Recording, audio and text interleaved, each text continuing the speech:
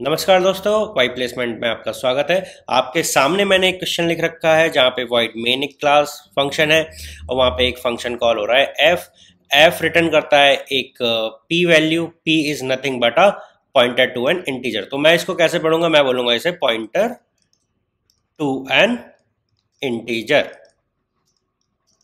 Okay, now ये मेरे को फंक्शन दे रखा है, आपको इसको एग्जीक्यूट करना है और बताना है कि ओके इसमें आउटपुट क्या आएगा।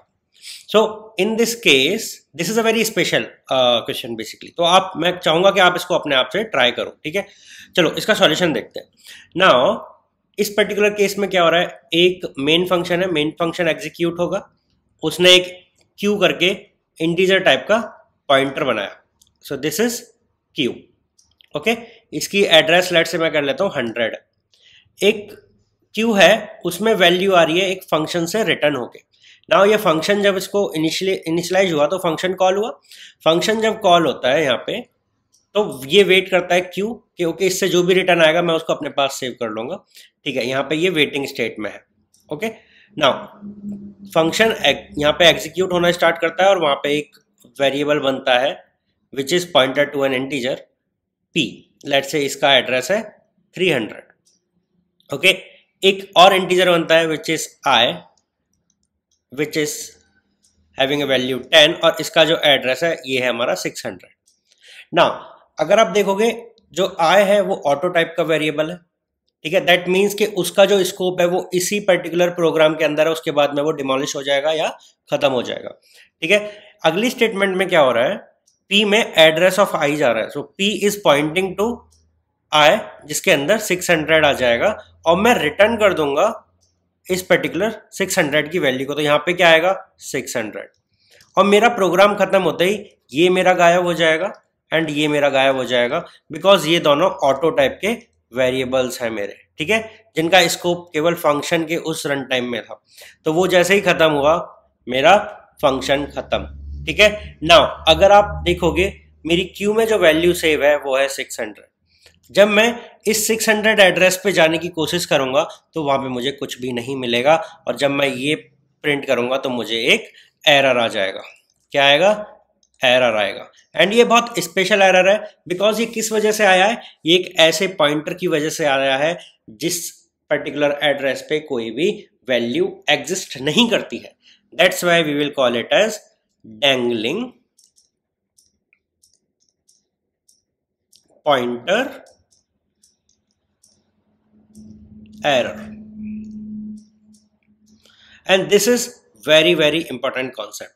पॉइंटर के केस में ऐसा हो सकता है कि जिस वैल्यू को आप अब पॉइंट करा रहे हो उस पर्टिकुलर वैल्यू और एड्रेस पे हमारा कुछ अवेलेबल ही ना हो।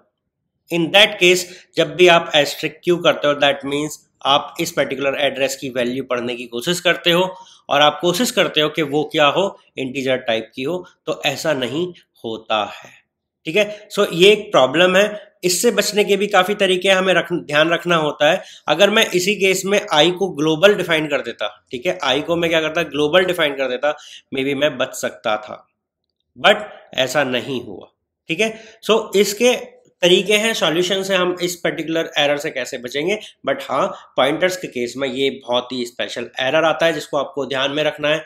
आपको प्रॉपरली डैंगलिंग पॉइंटर एरर को अच्छे से समझना होगा, ठीक है। इसी में सी में आगे कुछ मैलॉक फंक्शन आते हैं, ठीक है, जो अलोकेशन मेमोरी करते हैं हीप में। बेसिकली जो मैं आपको पहले बताया था हीप मेमोरी एलोकेशन क्या होती है, मेमोरी एलोकेशन टाइम पे उस पर्टिकुलर लेक्चर सीरीज में, ठीक है। तो उनको भी हम लोग देख लेंगे, वहां पे भी पॉइंटर्स वगैरह का काफी ज्यादा खेल होता है।